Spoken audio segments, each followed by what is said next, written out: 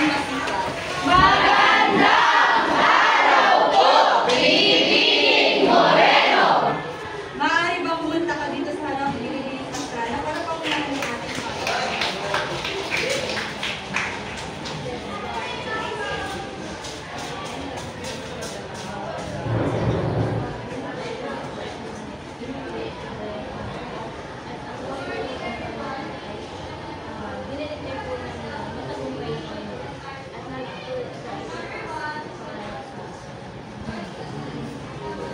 maaari bang bago kayong upo, pakialis muna yung mga upuan na may uniforme at makitulad ang mga basura sa pilo at gilid ng mga upuan.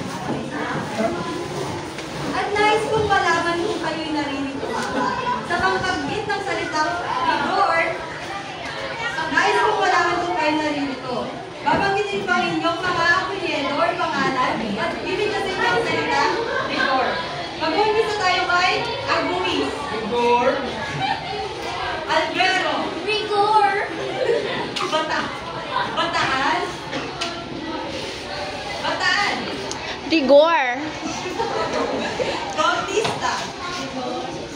Campis. Rigor. Castro. Buntapan. Danyo. De Los Santos. John Fernie. Rigor. Ernie Micaela. Estabilio. Rigor. Hernandez Ramila. Mendoza. Miguel. Miranda Sherry. Mondero. Nino. Nasaan naman si Olivar? Lorenze. Orpilia. Pakpako. Paliso. Pastrana. Pineda. Asan naman si Kion? Reliquete. Nasaan naman si Ripato? Rigor. Ripari. Trinquillo. Si Rosario Micaela. Nasaan naman si Rosendo? Sabado. Sagol. Rigor. Nasaan naman si Salumbre? Nasaan naman si Saura Minisa? Nasaan naman si Banda? Nasaan naman si Kamula? Nasaan si Toledo? Si Vallejo? Villanueva? Si Villar? At si Villegas? Natutuwa ko kasi nandito kayong lahat sa ating aralin ngayon. Nais kong palakpakan ninyo ang inyong mga sarili. Ngayon naman, pumunta tayo sa lituntunin ng ating silid-aralan. Una, maging magalang sa lahat ng oras. Pangalawa, iwasan ang magingay habang nagsasalita ang ulo. Pangatlo, taas lamang inyong kanang kamay kung may nais kayong sabihin. At pang-apat, walang gagamit ng cellphone kung hindi ito kailangan. At ang panglima, pag ako'y pumalakpak ng 3 beses ay nais kong tumayo kayo at mag-shake, shake, shake, nang sa gayon ay malaman ko kung nakikinig pa ba kayo. Ngayon, bago tayo dumako sa ating panibagong aralin, magkakaroon muna tayo ng isang aktibidad. Na aking pinagamaglata, hula, hula, maaari bang pakibasa ang panuto? Mahati sa 4 na grupo ang klase. Puhunan ang mga kulang na letra sa larawan. Pagkatapos itong punan o sagutan ay ipapaskil ng napiling leader ng pangkat sa pisara. Ang unang grupong matatapos at makakapagpaskil ng larawan ay may kaakibat na gantimpala. Naintindihan ba ang panuto? Opo! Kung naintindihan niyo ang panuto, ito ang unang pangkat, ito ang pangalawang pangkat, ito ang tatlong pangkat, at ito ang pang-apat na pangkat. Meron akong mga letra dito. Itong mga salitang ito ay may mga kulang na letra. Pupunan niyo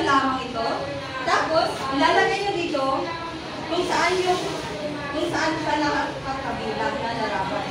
So, ito ang unang grupo. Pangalawang grupo, pangatlong grupo, at pangapat na grupo. Paunahan ng pagsagot, pipili kayo ng mga leader. Sino muna ang mga leader? Ang leader ng unang grupo. Salumbre. Pangalawang grupo, si Estabilio. Sa pangatlong grupo, sino ang leader? Si Daimyo. At sa pangapat na grupo,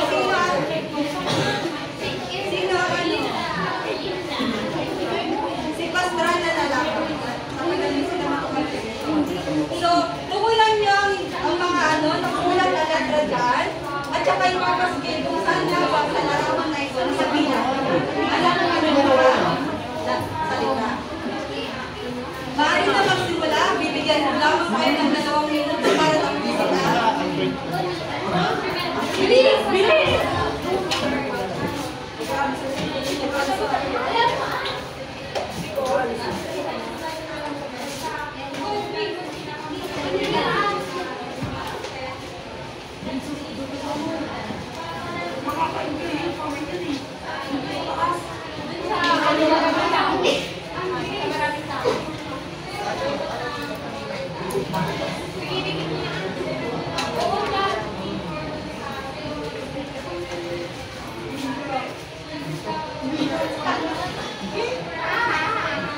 Sa tingin mo, tama ba ito? Tama. Ito? Ito, sa tingin nyo, tama ba ito? Aba! Hindi. Ang tamang sagot ay? Kaya? Yung sagot na ito ay puto. At itong sagot na kapangyarihan ay?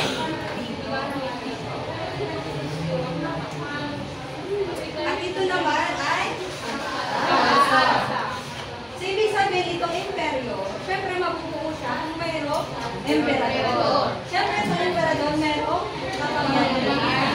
Dahil sa kanyang kapangyarihan, mayroong nagkakaroon ng pag-asa. So, ngayon naman, sa ating ginawang aktibidad, nalaman niyo na ba kung anong ating ipaksang aralin ngayong araw? Kung opo, anong ating paksang aralin kaya?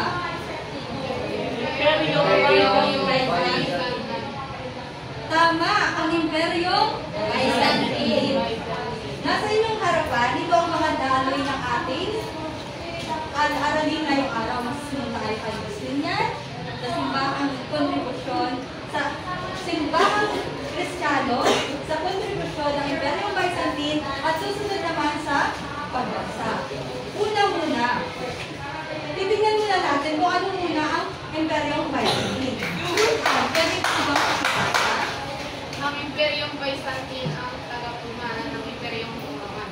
Dahil sa Imperyong Byzantine ay naipagpatuloy ang tradisyon ng Imperial Rome ng Rome.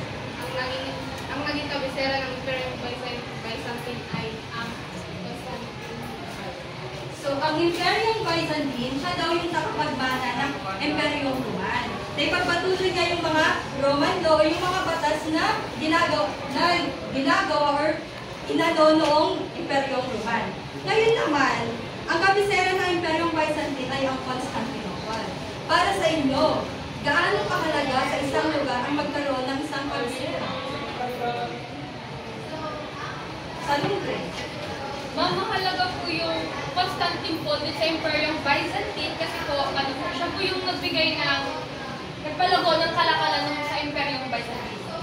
Sabi ni tama, maraming salamat sa Lumbre. Sabi na sa Lumbre, ang Constantinople daw ay mahalaga na naging kabisera ng Imperyong Byzantine sapagkat dito dumaraan yung mga kalakalan pagtungo sa silangan hanggang kanluran.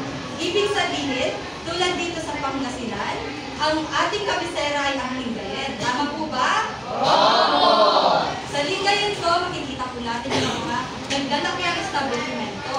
Dito rin po nangyayari yung mga kalakalan ng produkto. So, ibig sabihin po kaya po nandoon yung Kapitolyo ng Pangasinan sapagkat ito rin po yung kabisera ng Pangasinan.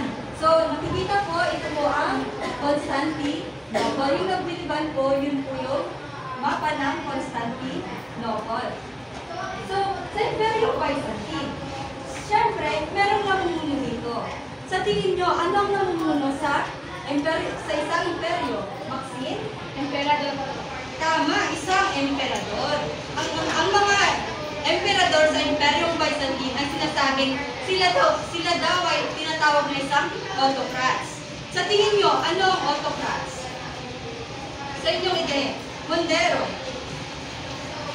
Ito po ay isang pinunong walang Tama, isa itong pinunong walang imitasyong kapangyarihan.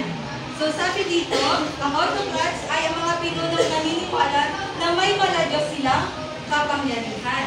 Sapagkat yung mga emperador po kasi, binibindisyonan sila ng mga patriarch. Yung mga patriarch po, sila po yung mga pinakamataas na pinuno sa simbahan. Tulad po ng isang santo papa. Ngunit po, ang emperador po, sila po yung nagtatalaga ng mga patriarch sa simbahan. Ibig sabihin, mas mataas pa rin, mas makapangyarihan pa rin ang isang emperador kaysa sa mga tao sa simbahan o kaysa sa patriarch. Kasi po, lahat ng mga gawain, lahat ng mga karapatan, mga kailangang alituntunin ng mga simbahan ay dapat na pagdidesisyonan muna ng emperador. Naintindihan po? Ano nga po ulit yun? Sino po ang nagtatalaga sa patriarch? Sino po ang pinakamataas na pinuno ng simbahan? O patriarch. Ngayon naman, pumunta tayo kay Justinian. Kilala niyo po ba si Saint Justinian? Hindi po. Si Saint Justinian ay galing dito sa Imperium Byzantine. Siya po ay isang pinakamalakas or pinakakilalang emperador dito sa Imperium Byzantine. So, tingnan natin kung bakit nga ba naging kilala or makapangyarihan si Emperador Justinian dito sa Imperium Byzantine. Tingnan natin ang kanyang mga ambag. Maaari bang makibasa yung unang nakatala dyan? Princess.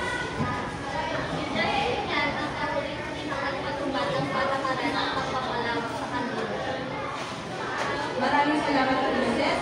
So sabi diyan, siya daw yung nagpatakaran na nagpalawak sa kanluran. Ibig sabihin po kasi, si Justinian po kasi, siya po yung emperador na feeling niya, pakiramdam niya, is isa siya sa mga naging emperador ng Roman, sa Imperium Roman. Ibig sabihin, parang sinabi niya sa sarili niya na isa ako, galing ako, or kabilang ako sa Imperium Roman, or galing siya sa Imperium Roman. So, ibig sabihin, siya din yung nagpalawak. So, iba dito para maging malakas ka sa isang imperyo, or ibig sabihin, para maging malawak ang inyong kapangyarihan, pinalawak niya rin ni Justinian ang Imperium Byzantine. Ibig sabihin, nalakot siya ng mga lugar. Siyempre, ang Imperium Byzantine ay malaki po siya, or maraming tao. Ibig sabihin, maaaring matalo niya yung mga kalapit na lugar. Tulad dito sa Pilipinas. Diba po ba nasakop tayo ng Espanyol? Opo. Ano bang nakasakop sa atin? Bakit kaya nasasakop tayo ng mga ibang bansa? Erlinda, ano yun? May sakit po ba? Tama, mahina daw ang ating pamamahala dito sa ating bansa. Geneva. Maaaring dahil din sa likas na yaman na meron dito sa bansa. Tama. Diba sabi nga sa ng mga Spain is that yung tatlong 3G. Ano yung 3G ng Spain? Glory. Tama, nandun ang gold. So, ibig sabihin, nais ng mga Espanyol ay yung mga likas na yaman. Tulad din dito si Justinian, alam ka namang sasakupin niya ang isang kalapit lugar niya kung mahirap ito. Diba? syempre, pipiliin niya yung makapangyarihan na lugar. Sasakupin niya ito para madagdag sa kapangyarihan ng Imperyo Byzantine. So, dumako naman tayo sa pangalawa, pagsulong ng Romano. Si Romano, syempre, sinasabi ng Justinian na kasali siya or isa siya sa mga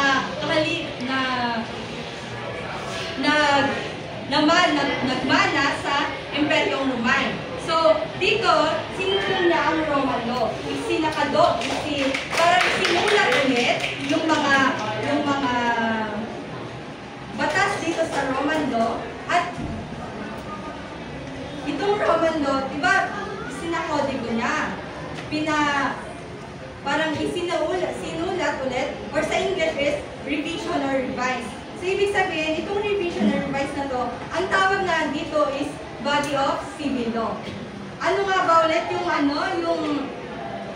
nung pagkatapos is sinakodigo ng Roman law, ano nga ulit yung tawag sa pagkakasakodigo sa Roman law? Basta yan. Okay. Ang huli naman ay ang pagpapakatatag ng Hagia Sophia or ang Church of Holy Wisdom. So ito po ang Hagia Sophia. So dumako naman tayo sa simbahang Kristiyano.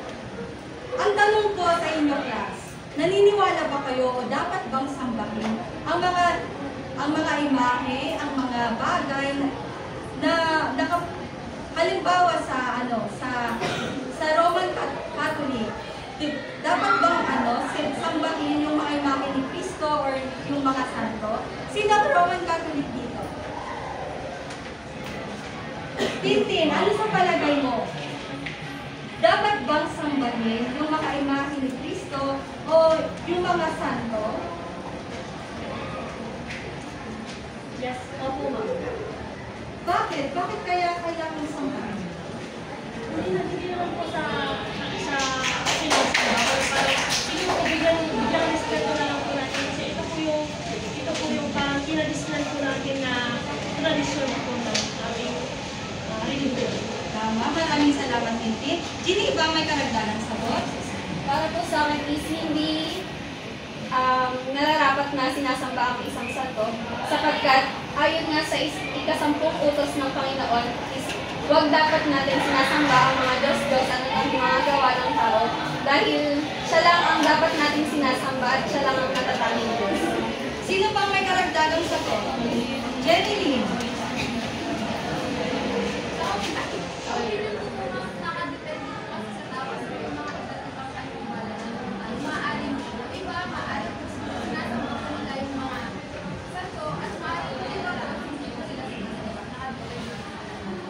Maraming salamat. Ang inyong mga opinion ay base lamang sa inyong mga paniniwala. So, walang tama or mali sa inyong mga sagot. So, dahil dito sa aking katanungan na dapat bang sinasamba, nagkaroon kasi ng isang iconoclastic controversy. Si Emperador Leo III, hindi kasi siya naniniwala sa pagsamba or pagpipinta ng mga imahe ni Cristo, ng mga santo, ng Inang Birhen. So, ang nangyari dito sa iconoclastic controversy ay pinawasak or pinasunog ni Emperador Leo III yung mga imahe, yung mga paintings ng mga santo or ni Cristo. So, dahil dito sa iconoclastic controversy, nahati yung simbahang Kristiyano ng Imperyong Byzantine. Naging simbahang Kristiyano ng kanluran at naging simbahang Kristiyano ng silangan. So, tingnan natin ang pagkakaiba ng simbahang Kristiyano ng silangan at ng kanluran. Kenneth, maaari po bang makiba sa kaibahan ng simbahang Kristiyano ng kanluran sa simbahang Yung sentro ang papel ng simbahang Kristiyano sa buhay ng mga tao at nagsimula itong makialam sa politika dahil sa power vacuum o tuluyang pagkawala ng sentro ng Kristiyano sa pagbagsak ng Imperyong Roman. Maraming salamat, Kenneth. Dito naman, Estabilio, maaari po bang pakibasa ang kaibahan ng simbahang Kristiyano ng silangan sa simbahang Kristiyano ng kanluran. Yung mga sangkapangyarihan at Christine ng mga emperador ng Byzantine at sinimulan nilang pangilaliman ang simbahan hanggang mapasunod ang mga patriarch sa kapangyarihan ng mga emperador. Ang wikang ginagamit sa simbahan, emperador ang may mataas na asas. Maraming salamat, Estabido. Anong napapansin mo sa kaibahan ng simbahang kanluran at simbahang Kristiyanong silangan? Ano ang inyong napapansin sa kanilang pagkakaiba? Sherwin. Yung sa kanluran po, yung parang mas mataas na mas makapangyarihan po sa mga kantupapa. Tapos sa silangan naman po sa mga emperador. Tama. Maraming salamat, Sherwin. So, nakikita din natin na magkaiba din ang lingwang ginagamit dito sa dalawang simbahan dito. So, yung dito daw sa simbahang Kristiyano ng kanluran, ang mas mataas pa rin ang mas mataas na dito ang Santo Papa. So, ibig sabihin, hindi na sila, nasasakop pa rin sila ng emperador, ngunit yung mga alitunsulin, yung mga dapat gawin, ay hindi na dapat dumaan sa emperador. Ngunit dito sa simbahan Kristiyano ng silangan, mas mataas pa rin ang emperador. Ibig sabihin, nakapaloob pa rin ang simbahan o mga Santo Papa, mga patriarch sa emperador. So, sumunod naman tayo sa pagbagsak ng Imperyong Byzantine. So, syempre, nandito pa ba ang Imperyong Byzantine? Syempre, wala na, di ba? So, ibig sabihin, meron siyang mga dahilan kung bakit nawala na. But, pumunta naman tayo sa pagbagsak na. So, bumagsak ang Imperyong Byzantine dahil sa mga pag-aalsa, dahil sa mga kaguluhan dito sa Constantinople. So, syempre, mayaman ang Constantinople. Dito nangyayari yung mga kalakalan ng produkto. So, ibig sabihin, maraming naghahangad na kunin yung Constantinople. Syempre, yung mga tao nang nasisilaw sila sa kayamanan. More power, mas maraming sasamba sa iyong mga tao, mas maraming susunod sa iyong mga tao. Ngunit, akala ng mga Imperyong Byzantine, yung mga sasakop sa kanila ay yung mga Arabing Muslim. Kasi po, yung mga Arabing Muslim, nais nilang ipalaganap yung kanilang relihiyon na Islam. Ngunit, ang hindi nila alam, ang kanilang kakampi na Fourth Crusades. Ano nga ba yung Fourth Crusades or yung Crusada? May alam ba kayo or may ideya ba kayo kung ano ang Crusada? Wala po. So, ibig sabihin, ang Crusada po, sila po yung mga mga militar, yung mga militar ng kanluran, ng simbahang kanluran, simbahang Kristiyanong kanluran, para bawiin yung Jerusalem sa Arabing Muslim, sa mga Muslim. Kasi po, nasakop po ng mga Muslim ang Jerusalem. So, ibig sabihin po, nag-upo ang Crusada dahil nais po nilang bawiin ang Jerusalem. Ngunit, dahil po sa kayamanan or katalugan ng Imperyong Byzantine dahil sa Constantinople, ang ginawa ng Fourth Crusade, imbis na pumunta sila sa Jerusalem para kunin ang Jerusalem, ang ginawa po nila is, nagnakaw po sila sa Constantinople, sinunod po nila yung mga sining, yung mga dokumentong mga importante. Dahil po doon is, syempre, hindi naman nila inaasang ang kakampi pa nila yung ang sasakop sa kanila. So dahil po doon, bumagsak ang Imperyong Byzantine. Sino nga po ba ang sumakop sa Imperyong Byzantine kaya po bumagsak ito? Ang mga hindi po. Ito po ang Fourth Crusades. Ang mga Arabing Muslim po, sila po yung nanggugulo sa Constantinople. Ang Fourth Crusades po, kakampi po sila ng Imperyong Byzantine. Ngunit, dahil sa kapangyarihan, dahil sa kayamanan ng Imperyong Byzantine, sinakop po nila ang Constantinople, palihim po nila itong sinakop. So, naiintindihan na po ba? Sino po ang sumakop sa Imperyong Byzantine?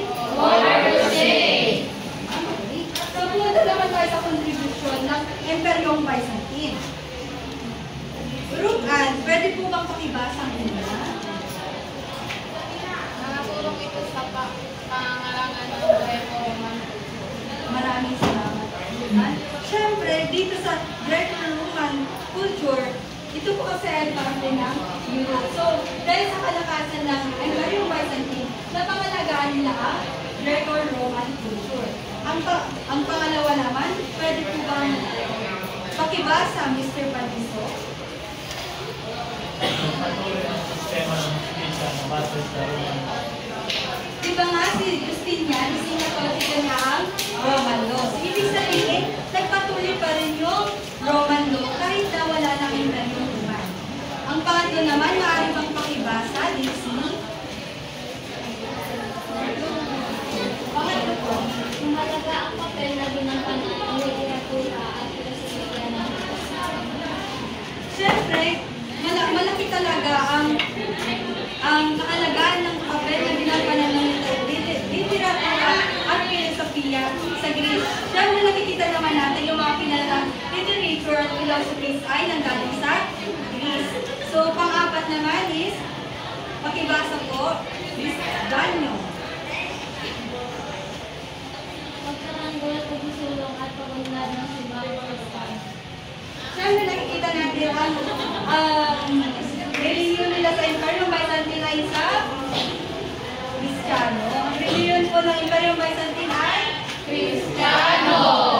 Maraming salamat. So, ang panghuli naman ay, pakibasa naman, Mr. Contactor. Mag-invento ni Cyrillic, ito Diyos ng alpabeto para sa wikang Slavic na kilalang bilang Cyrillic alphabet. Naiintindihan na po ba ang ating araling ngayong araw? Naiintindihan po ba talaga? Kung naiintindihan nyo, nais kong malaman. Ano nga ba ang Imperium? Sino ang tagapagmana ng Imperium Roman? Ang tagapagmana po ng Imperium Roman ay Imperium Byzantine. Sino ba ang kilala o pinakatanyag na emperador sa Imperium Byzantine? Ngayon naman po, magbigay naman po ng isang kaibahan ng simbahang Kristiyano na manura ng simbahang Kristiyano ng Sarap.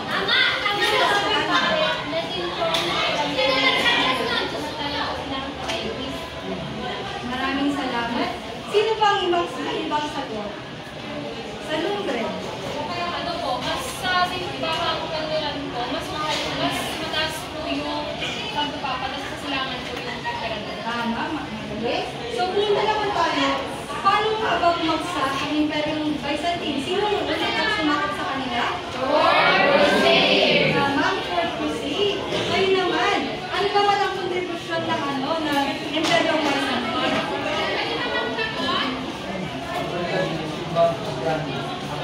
Mr. Stabilio, ano ba yung kontribusyon ng Imperium Byzantine? Magbigay lamang ng isa. Yung sa paglinad po ng simbahan Kristiyano.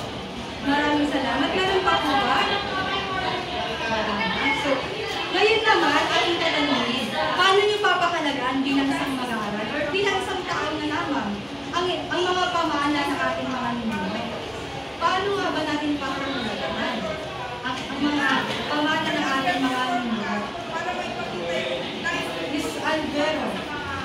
Para sa akin po is huwag natin sayangin yung mga naibigay nila sa atin at pangalagaan pa natin ito para sa susunod na henerasyon. Maraming salamat. Miss Alvero, may pagkapulang sagot? Miss Orense.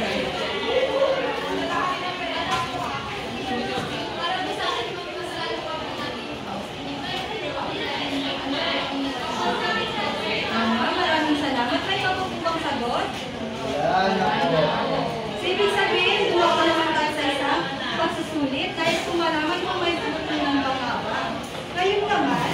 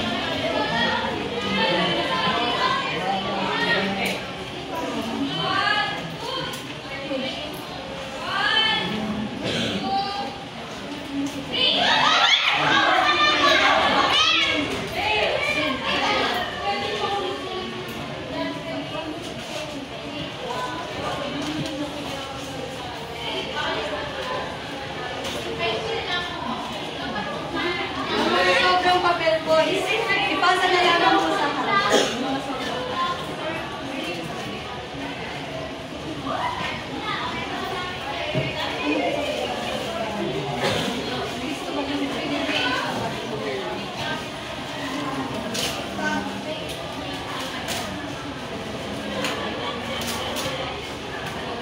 Dahil po partisipasyon kayo sa ating aktibidad, meron po kayong 5 puntos para sa ating pagsusulit. Lahat po kayo.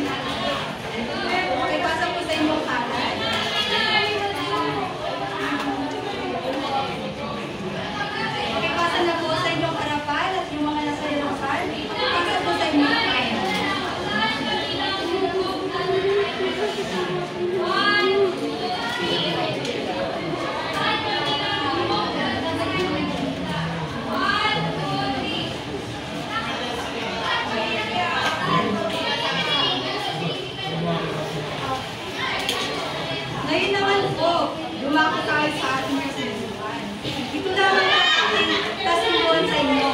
Basahin mabuti at aralin ang inyong mga susunod na advice. Ngayon naman po, Paalam, Baitang 8, Section